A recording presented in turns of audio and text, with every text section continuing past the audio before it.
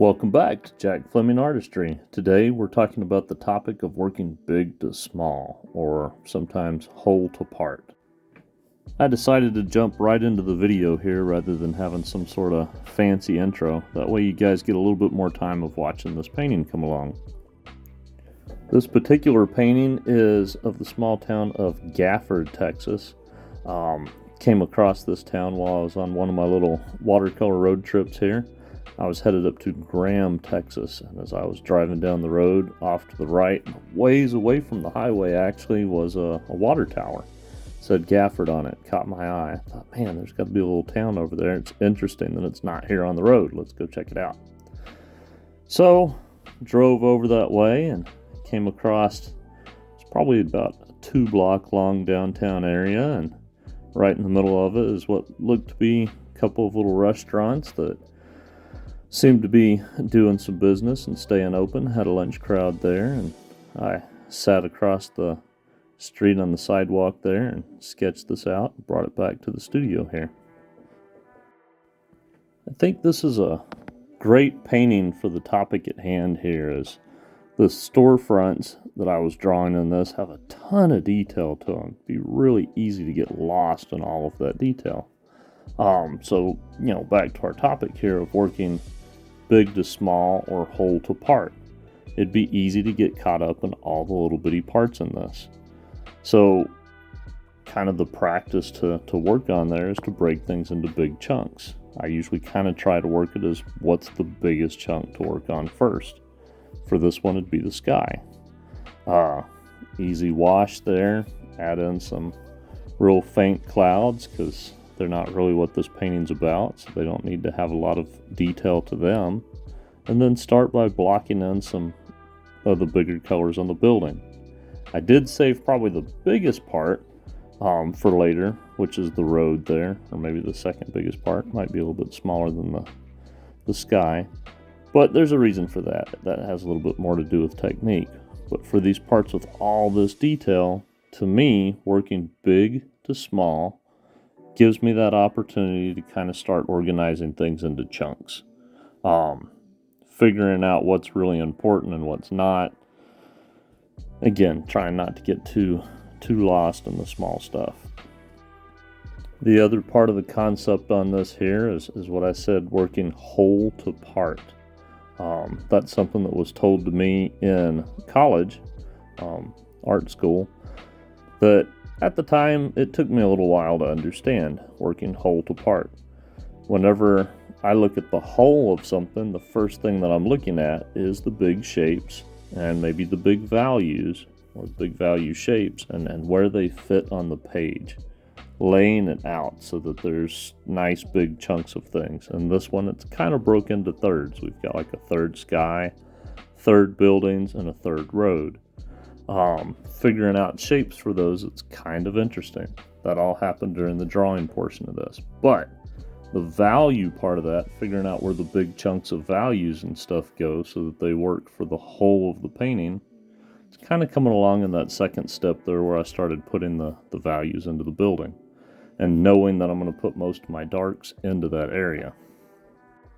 This could kind of lead to a discussion that might be for another video sometime of working dense to sparse. In this case, the dense would be all the little details that are going to go into that storefront with railings and windows and reflections and signs, to the sparse areas like the sky and the road. This gives us some contrast. Like I said, I think I'll try and delve into that a little bit more later on in another video. So I took a few notes here. First question that I asked myself for this is, what does whole to part or big to small mean? We've kind of covered that. But the next one that I asked is, why is it important? I've mentioned a little bit not getting lost, but to me that's not really the big important reason for working this way. I know a lot of other artists work a lot of different ways. I see some great work coming from some people that can start in one part of a page and just work part by part across, and it ends up coming out as a great, beautiful painting. I can't work that way. It just doesn't work for me. I kind of need that organization. But The why it's important for me, a big part of that has to do with unity. If I can block out my big colors first and make sure that those are all kind of working together, it helps for me in my paintings for everything else to work together as a team. I can kind of work maybe one color and add a little bit of that color to other areas maybe as I go, helping pull those colors together. Gives me an opportunity to kind of look at where those colors are falling. For instance, you see in the painting right now where I'm working with these yellows, started with the building to the left and some of the sky, but now I'm bringing those back into that other building. Get to look at where they need to be, kind of give yourself time to let it speak to you. You know, another concept that was taught to me that helps me with this trying to keep unity in a painting is working in such a way, and again, this hold apart thing kind of helps with that, such a way that while you're working, if you were to stop at any point in time, if I was to stop right now in this painting, it would still look like it kind of all belongs to each other. There's not one part done and a whole other half of a painting that's unfinished. Sometimes in working that way, you arrive at a point in the painting where you're like, you know, I could go farther with this and add more detail, but there's really not much of a point. For me, working like this helps me to come to those conclusions of when a painting's really done. It's a question that a lot of people ask a lot of times, and if we get all caught up in the details and just work detail to detail to detail across the painting, we know that it's not done until we've finished all parts of the painting. But if I'm working hold apart like this, or big to small, I might leave parts of the painting completely unpainted because there might be a sense of it being finished and saying what I need that painting to say before the whole painting is totally filled in. For this painting, that's not necessarily the case. A lot of what I was really interested in this was all the details that are in the building and the contrast between it and the cars that are in the front. You kind of see that come together a little bit more as keep adding more and more values and more colors to it. This concept of working big to small or hold apart doesn't just apply to these watercolors here. This is a concept that I use in basically all of the art that I work on. If I'm doing an illustration, I still want to have a good composition to it. I want things to be laid out well on the page so that there's some clarity there. Again, working with those big shapes first, figuring out where they need to be placed on that page, and then after that, turning them into characters or vehicles or buildings, scenery, whatever it is that's going on in those. Same thing with the acrylic paintings and stuff that I do. Especially on those, a lot of times I'm working from reference and recreating a scene or something that I enjoyed at the time, but my hold apart in those a lot of times comes with color. What major color do I want this whole painting to kind of have to it? And often I will actually start with the opposite of that color and paint my entire canvas with that opposite color. Again, thinking of the whole big picture, but I know that if I do that, I'm going to have little pops of that opposite color come out throughout the entire painting. Then I start working those big giant chunks of color and coming back and adding the details to them later.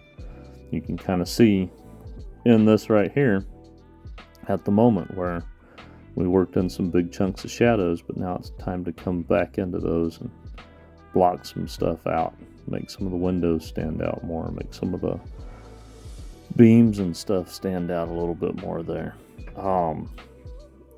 Even things like pinstriping a car or something, I still have this concept in mind. I pinstriped a car this past week that was a 53 Ford, beautiful blue car. Looking at the entire car, looking at where the lines and stuff are in it, I thought, you know, what is it that really stands out to me first of where something needs to be? Put that biggest element in first and then build everything else off of it, following kind of the theme of that one thing, allowing that one big element to kind of dictate all the other little details and all the other little parts. Fun little side note about this painting. As I was sitting there in Gafford, Texas, looking at this building, the one in the center there is a place called Pearls. It's kind of interesting. Like I said, really small little town, probably 2 blocks long with the little downtown area. There was a park that's actually just off to the right of what's being painted in this. And post office is kind of just off to the left of what's being painted in this. And I think the only person that I saw on the streets during the probably hour that I was there was a lady walking her dog. Watched her walk, past the building over the post office.